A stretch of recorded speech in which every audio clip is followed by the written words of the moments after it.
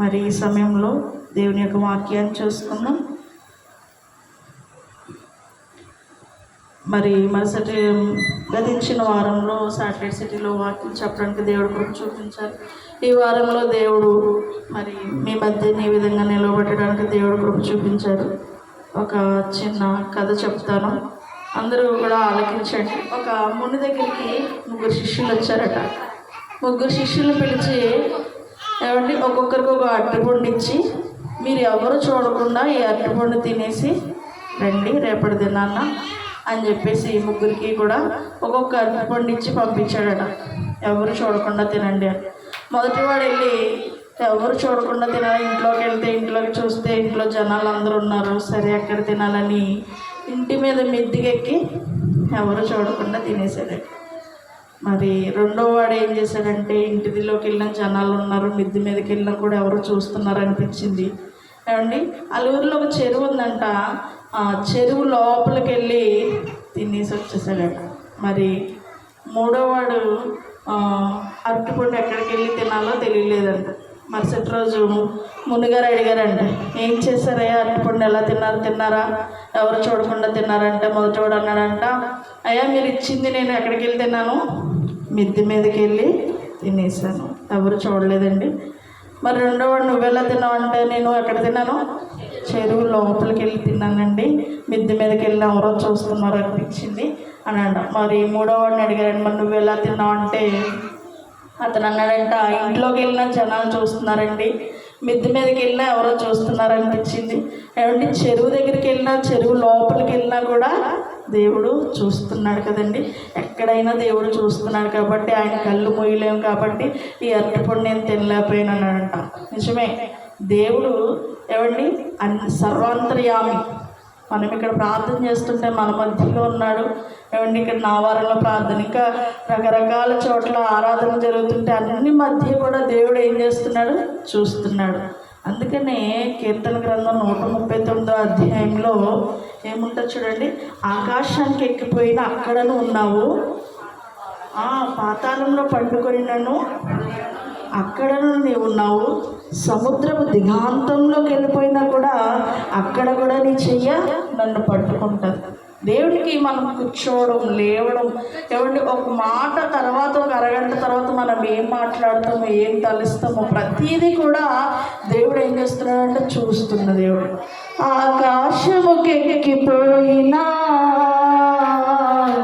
అక్కడను నీవున్నావు, నేను పాతాళములో పండుకొనినా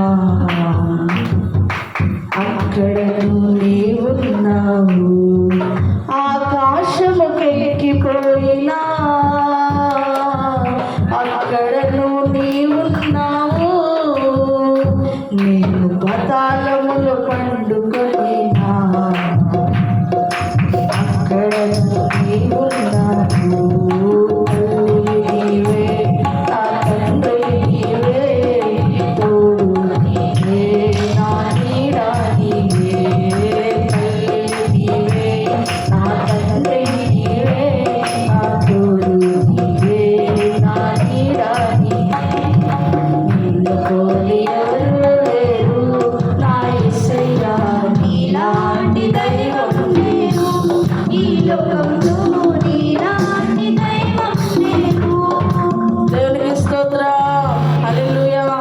బైబిల్లో దేవుడు ఒక స్త్రీని చూశాడు. ఆ స్త్రీ పేరు చెప్పండి.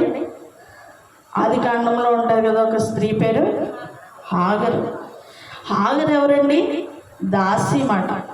అబ్రహాంకి సారాయికి పిల్లలు లేనప్పుడు ఎవరిని తన దాసి అయినటువంటి హాగర్ని వివాహం చేసుకోమంటుంది అబ్రహాంని.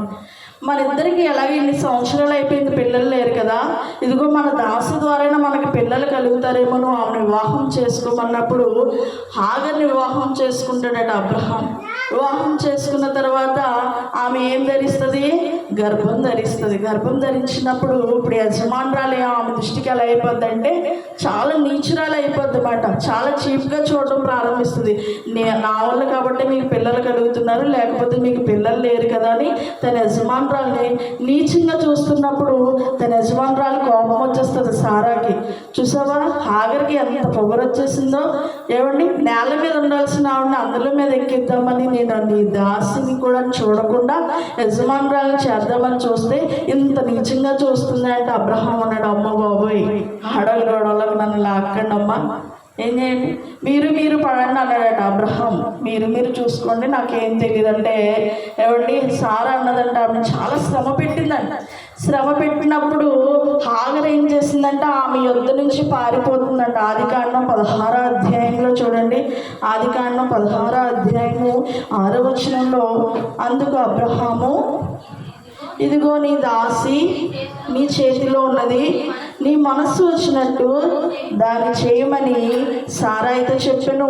సారాయి దాన్ని శ్రమ పెట్టినందున ఆమె యొద్ద నుండి అది పారిపోగా యెహోవా దూత అరణ్యంలో నీటి బుగ్గ యొద్ద అనగా షూరు మార్గంలో బుగ్గ యొద్ద ఆమెను కనుగొని, సారాయి దాసువైన హాగరు ఎక్కడి నుండి వచ్చావు, ఎక్కడికి వెళ్ళుచున్నావు అని అడిగినందుకు అది నా యజమానురాలైన సారాయి యొద్ద నుండి పారిపోచున్నాను. దూత కనుగొందంట. అక్కడ అరణ్యంలో ఎవరైనా చూసారో చెప్పండి, చూడలేదు. ఆమె కూడా ఏం చేస్తుందంటే ఇంక ఆమె పెట్టేసేటువంటి శ్రమను తట్టుకోలేక ఏమంటే ఒక అరణ్యంలో పరిగెట్టేస్తుంటే దేవుని దూత ఆకాశం నుండి ఏమంటే ఆమెను కనుగొని నీటి బొగ్గు యొద్ద ఆమెను చూసి ఆమె తట్టదు, ఇగో హాగర్ ఎక్కడికి వెళ్ళిపోతున్నావు, ఎక్కడి నుండి వస్తున్నావు అంటే ఆమె అంటుందంటే ఇదిగో నా యజమానురాలి యొద్ద నుండి పారిపోతున్నాను అంటే అతను దూత అన్నదంట, ఇదిగో నువ్వు భయపడకు, నీ సంతానాన్ని విస్తరింపజేస్తాను, అది లెక్కింపు వీలు లేనంత విస్తారమగును, కాబట్టి నువ్వు వెళ్ళి నీ యజమానురాల దగ్గర అణిగి మణిగుండు. ఏమంది? అణిగి మణిగుండు, నేను నిన్ను ఆశీర్వదిస్తానన్నప్పుడు హాగర్ మళ్ళీ ఎక్కడికి వెళ్ళింది, యజమానురాల దగ్గరికి వెళ్ళిపోతూ దేవుడికి ఒక పేరు పెట్టింది. 13వ వచనంలో చూడండి, 16వ అధ్యాయం 13వ వచనం, అది చూచుచున్న దేవుడు నీవే, హల్లెలూయా, చూచుచున్న దేవుడవు నీవే, చూడముచ్చటాయనే సుకుమార సుమములైన నీ నేత్రాలంకృతము, చూచుచున్న దేవుడవు నీవే యేసయ్యా, చూడముచ్చటాయనే సుకుమార సుమములైన నీ నేత్రాలంకృతము. హల్లెలూయా. దేవునికి ఏం పేరు పెట్టండి చెప్పండి? చూచుచున్న. ఈ పాట అన్ని సంబంధానికి వెళ్ళినప్పుడు మా వదిన పాడింది, మాకు అప్పుడు నచ్చింది. ఆ పాటను మళ్ళీ సెట్ చేసినప్పుడు అన్నీ కూడా ఓకే చెప్పి నిజంగా దేవుడికి పేర్లు కలిగినట్లో ఒక పేరేంటి చెప్పండి? చూచుచున్న దేవుడు. తర్వాత ఇష్మాయేలు పుట్టిన తర్వాత అబ్రహాంకి 100వ సంవత్సరంలో ఏమంటే దేవుడు వాగ్దానం చేసినటువంటి వాగ్దాన పుత్రుడికి ఇచ్చాడు. ఆ వాగ్దాన పుత్రుడి పేరేంటి? ఇస్సాకు. ఇస్సాకు పాలు విడిచిన తర్వాత ఆయనకు గొప్ప విందు చేస్తున్నాడట అబ్రహాం. చేస్తుంటే 21వ అధ్యాయంలో ఏమండి 8వ వచనంలో చూస్తే 8, 9 వచనంలో అప్పుడు హాగరు భార్య చూడండి 8వ వచనం, ఆ పిల్లవాడు పెరిగి పాలు విడిచాను. ఇస్సాకు పాలు విడిచిన జనమంది అబ్రహాం గొప్ప విందు చేసి అప్పుడు అబ్రహాంలకు ఐగుప్తురాలైన హాగరు కరిన కుమారుడు పరిహాసించుట సారా చూచి, ఇప్పుడు ఇష్మాయేల్ ఏం చేస్తున్నాడంటే చాలా చిన్నవాడు కదా, ఇస్సాకుని ఏం చేస్తున్నాడంటే ఎటకారం ఆడుతున్నాడంట, చాలా ఏడిపిస్తున్నాడంట. అప్పుడు మళ్ళీ ఎవరి కోపం వచ్చేసింది?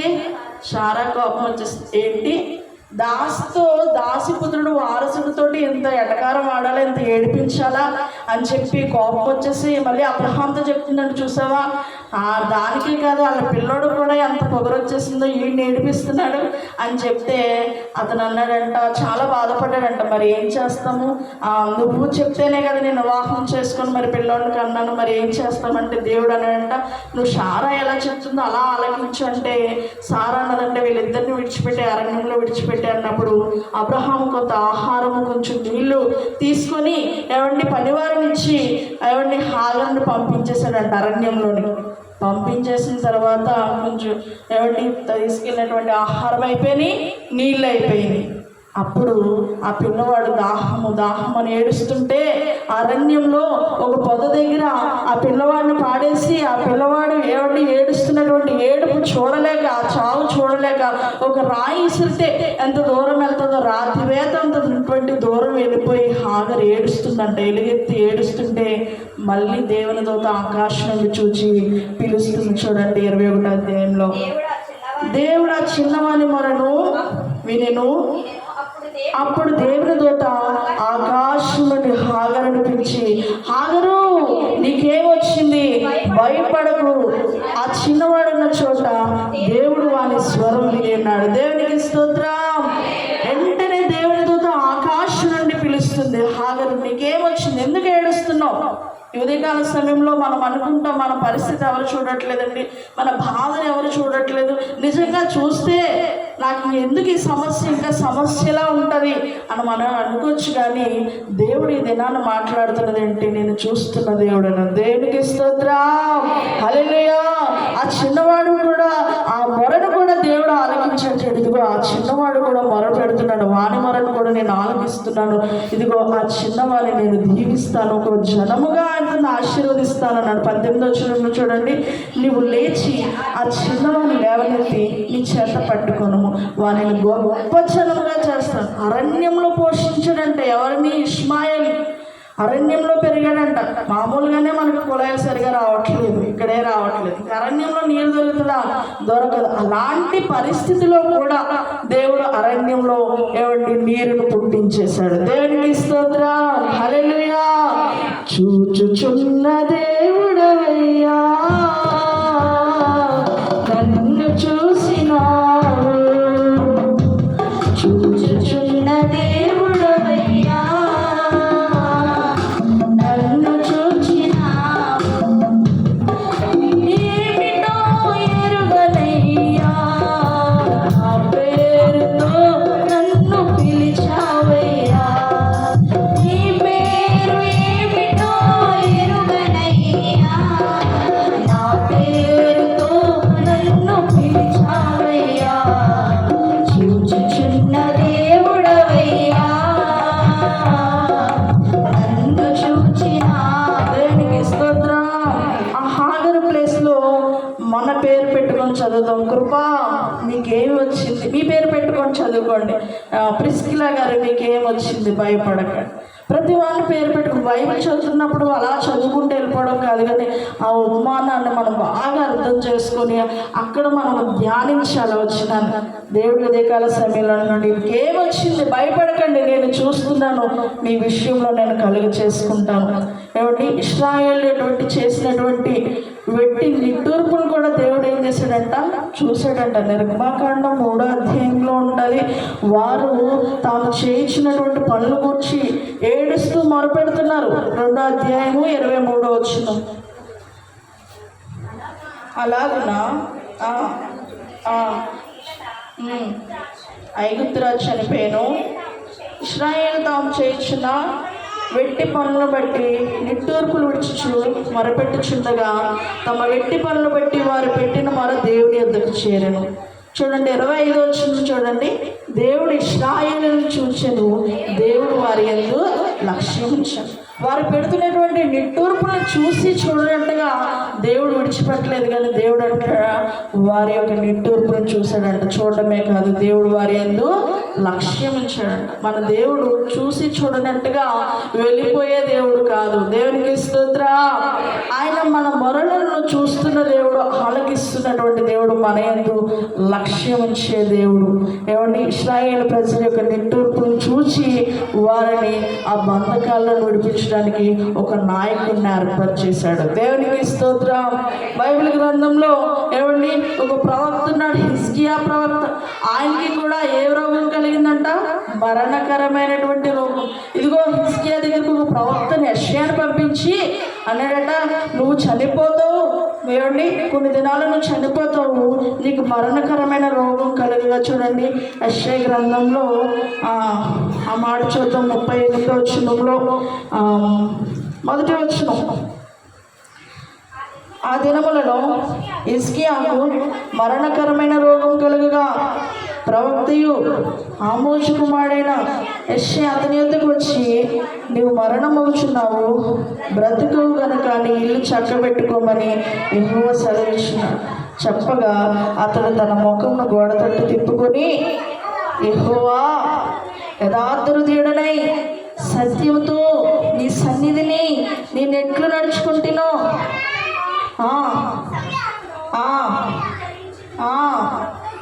కృపతో జ్ఞాపకం చేసుకోమని హిజ్కియా కన్నీళ్లు విడిచుచు యెహోవాను ప్రార్థన.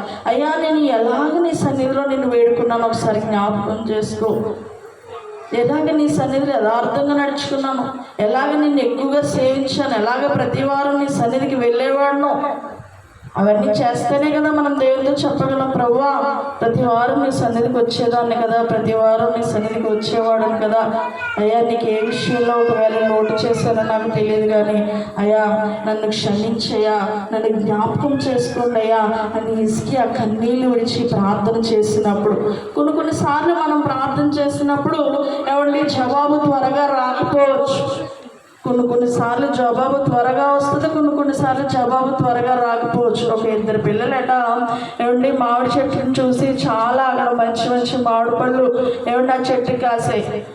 వాళ్ళు వెళ్ళి అడుగుదా, అరే 2 మామిడి పళ్ళు కోసుకొని వద్దాంరా అని చెప్పేసి ఆ చెట్టు దగ్గరికి వెళ్ళినప్పుడు అక్కడ యజమాని ఉన్నాడంట. యజమాని ఉంటే అతన్ని అడిగారంట, మరి కొడితే ఊరుకుంటాడు యజమాని, చెట్టు దగ్గరికి వెళ్ళి ఊరుకోడు కదా. అక్కడికి వెళ్ళి ఆయన అడిగారంట, అయ్యా ఒక 2 మామిడి పళ్ళు ఇవ్వండి నాకు వాడికి కూడా అంటే, అతను ఏం మాట్లాడకుండా లోపలికి వెళ్ళిపోయాడంట. వెళ్ళిపోతే చాలాసేపు వెయిట్ చేశారు, అతను రావట్లేదు. పక్కనోడనంట, ఏంట్రా చూసావా, నువ్వు అడుగుతానన్నావు, అడిగితే ఏమన్నా ఇచ్చాడా, మనం చక్కగా ఏమన్నా కోసి ఇక్కడ ఇచ్చేయచ్చు కదా 2 మామిడికాయలు, లేదంటే కిందనే 3 కాయలు రాలిపోయినాయి, ఆ కాయలన్నీ ఇచ్చేయచ్చు కదా, లోపలికి వెళ్ళిపోయాడేంటి అని చెప్పి ఆ పక్కనోడు అనంటే, నువ్వు ఉంటే ఉండు నేను వెళ్ళిపోతానని కింద పడిపోయినటువంటి 2-3 కాయలు ఏరుకొని వెళ్ళిపోయాడట. ఇటు రాకపోతే ఈడేం చేశాడంటే లోపల ఉన్నటువంటి యజమాని కోసం వెయిట్ చేస్తూ చూస్తున్నాడంట. ఆ యజమాని కొంచెం సేపటికి మంచి మామిడి పళ్ళు ఏమంటే మంచి సంచిలో వేసుకొని అతను తీసుకొస్తున్నాడంటే, ఏడి పక్కనోడు ఏడి వెళ్ళిపోయాడా అంటే అతను వెయిట్ చేయలేకపోయాడండి. మీరు వస్తారో రారా తెలీదు, అడిగితే మాట్లాడకుండా వెళ్ళిపోయారు కదా, అందుకే మీరు రారేమనుకొని కింద పడినటువంటి మామిడి పళ్ళు ఏం చేశాడు, ఏరుకొని వెళ్ళిపోయాడు. నిజంగా మంచి పళ్ళు కావాలంటే ఏం చేయాలి, కొంచెం సమయము వెయిట్ చేయాలి.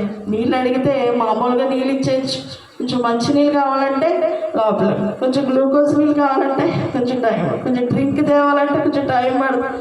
ఏమండి మంచిది ఇవ్వాలంటే కొంచెం ఏమవుతుంది, టైం పడుతుంది. పిల్లవాడిని మనం కన్నంటే వాడు ప్రయోజకుడు అయిపోతాడు. ఎన్ని సంవత్సరాలు వాడిని పెంచాలో, చదివించాలి, ఏమంటే తర్వాత ఉద్యోగానికి ప్రయత్నాలు, ఎన్ని సంవత్సరాలు చదివించి ప్రయోజకం చేయడానికి కొన్ని సంవత్సరాలు పడుతుంది. మరి ప్రార్థనకి జవాబు రాలేదని నువ్వు ఎందుకు ఇసుకుంటున్నావు? దేవుడు అంటున్నాడు, నేను ఈ ప్రార్థన ఆలకిస్తున్నాను, చూస్తున్నాడు అన్న. ఏమండి దేవుడి సన్నిధికి వచ్చి ప్రార్థన చేసినప్పుడు చూడండి, 1 సమూయేలు గ్రంథం 6వ వచనంలో ఉంటుంది, యెహోవాయే ఆమెకు సంతు లేకుండా చేశాడంట. ఇంకా అదంతా చదవద్దు కానీ నేను చెప్పేస్తున్నాను చూడండి, యెహోవాయే చేశాడంట ఆమెకు సంతు లేకుండా. కొన్నిసార్లు మన పరిస్థితిలో, ఇలాంటి పరిస్థితిలో కూడా ఏమంటే ఈ బిడ్డ నిలబడుతుందా, ఈ బిడ్డ నిలబడదా అని చెప్పి కొన్నిసార్లు దేవుడే మనల్ని పరిశోధిస్తాడు. శోధించడు కానీ పరిశోధిస్తాడు. 139వ అధ్యాయంలో యెహోవా నీవు నన్ను పరిశోధించి తెలుసుకుంటున్నావు, నా నడక, నా పడక, నా ఆలోచన, నా విధానం అంతా కూడా నీకు తెలిసే ఉన్నది. తల్లి గర్భాన రూపించబడక మునిపే మనల్ని ఏమన్నాడు, ఎరిగి ఉన్నాడు. అందుకని పిండంని నేను ఉండగా ఏమండి నీ కన్నులు నన్ను చూశాయి. దేవుడు మనల్ని పిండంగా ఉన్నప్పుడే మనల్ని చూశాడు. కీర్తన గ్రంథం 11వ అధ్యాయము ఏమండి 4వ వచనంలో ఉంటుంది, ఆయన నరులను కనులారా చూచుచున్నాడంట. చూడండి ఈ వచనం చదివినప్పుడు చూడండి 4వ వచనంలో, యెహోవా తన పరిశుద్ధ ఆలయంలో ఉన్నాడు, ఆయన నరులను కళ్ళారా చూస్తున్నాడు, తన కనుదృష్టి చేత వారిని పరిశీలించున్నాడు. ఆయన సింహాసనం ఎక్కడుంది, ఆకాశంలో ఉంది. మనం ఎక్కడున్నాం, భూమి మీద ఉన్నాం. కానీ మనం చూస్తున్నాడా లేదా, చూస్తున్నాడు. ప్రతి నరుని కూడా కళ్ళారా చూస్తున్నాడంట. అంతేకాదు తన కనుదృష్టి చేత ఏం చేస్తాడంట, పరిశీలిస్తున్నాడంట. దేవుడు ప్రతి వారిని కూడా ఏం చేస్తున్నాడు? పరిశీలిస్తాడు. కొన్నిసార్లు మనం పరిశోధిస్తాడు. ఆ పరిశోధనలో మనం నిలబడిన వారంగా ఉండాలి. దేవుని సన్నిధిని విడిచిపెట్టని వారంగా ఉండాలి. ఆయన గోజాడుకోవడం మానకుండా ఉండాలి. హాగరు మొరపెట్టింది, ఆ చిన్నవాడు మొరపెట్టాడు, హిజ్కియా మొరపెట్టాడు. ఇశ్రాయేల్ ప్రజలు మొరపెట్టినప్పుడే దేవుడు ఏం చేశాడు? చూచాడు. హిజ్కియాతో అంటాడు, చూడండి మళ్ళీ అదే అధ్యాయం యెషయా గ్రంథం 39వ అధ్యాయం 38వ వచనంలో, 38వ అధ్యాయము 5వ వచనంలో ఉంటుంది, నీవు కన్నీళ్ళు విడుచుట చూచితిని, నీ ప్రార్థన నేను అంగీకరించాను, ఇంకా 15 సంవత్సరాలు ఆయుష్కాలం ఇస్తా. ఏడుస్తూ ఏడుస్తూ ఏడుస్తూ దేవుడిని బ్రతిమలాడుకుంటే దేవుడికి ఏం కలిగితే చెప్పండి? జాలికి లేదు. చిన్న చిన్న పిల్లలు ఏం చేస్తారు? ఏదైనా అడిగింది ఇవ్వకపోతే దొరిలేస్తారంతే. మనం కూడా అంతే. నేను కూడా అంతే. పాస్టర్ గారు ఏమైనా ఇవ్వకపోతే ఇంక దొరిలేయడమే, ఏడ్చేయడమే. బాబోయ్ కొంటనాగు. అలాగా పట్టుదల విషయంలో మనం దేవుణ్ణి అడిగినప్పుడు అది ఏం చేయాలి? పొందుకునే వరకు కూడా దేవుడిని బ్రతిమలాడుకుంటూనే ఉండాలి. దేవునికి స్తోత్రం. పట్టుదలతో దేవుడిని అడిగినప్పుడు దేవుడు ఏం చేస్తాడు? తప్పకుండా ఆవిడ ఆలకిస్తాడు. ఒక చిన్న సాక్ష్యం చెప్పి నేను ముగిస్తాను. ఏమంటే ఒక ఆవిడకి ఒక స్థలం ఉందంట. పిల్లలు చిన్నప్పుడే ఆ స్థలం కొన్నది. తర్వాత ఆ స్థలము అలా విడిచిపెట్టేసి పిల్లల్ని పెంచుకోవడము అదే కష్టమైంది. తర్వాత పిల్లలందరూ సెటిల్ అయిన తర్వాత ఆ స్థలాన్ని కట్టుకుందామని ఆ స్థలం దగ్గరికి వెళ్ళినప్పుడు ఏంటి పక్కవారు ఏం చేశారంటే దాన్ని స్వాధీనం చేసేసుకున్నారంట. వాళ్ళు ఈ స్థలంలో కట్టడానికి ఆమె ప్రయత్నిస్తుంటే, ఈ స్థలంలో ఏంటి కడుతున్నారేంటి, ఈ స్థలము మాది అంటే ఈవిడ అన్నదంట, నా దగ్గర కాగితాలు ఉన్నాయండి, నేను చాలా కష్టపడి ఈ స్థలాన్ని కొనుక్కున్నాను, మీదంటారు ఏంటంటే వాళ్ళు కూడా ఫేక్ డాక్యుమెంట్స్ తీసుకొని వచ్చి లేదు ఈ స్థలం మాది అన్న. నిజంగా రాజకీయ నాయకులు వీళ్ళు డబ్బులు ఖర్చు పెడితే ఏమవుతుందో చెప్పండి? ఈ లోకంలో ఉన్నది లేనట్టుగా మార్చేస్తారు కదా. ఏమండి అతనికి అందరూ అధికారులు తెలుసు, ఈమెకి చూస్తే భర్త లేడు, ఏమండి ఈవిడికి చూస్తే ఫైనాన్షియల్గా కానీ ఏమండి తెలిసిన వాళ్ళు కానీ రాజకీయంగా కానీ అధికార పరంగా కానీ ఎవరు లేరు ఈమెకి సపోర్ట్.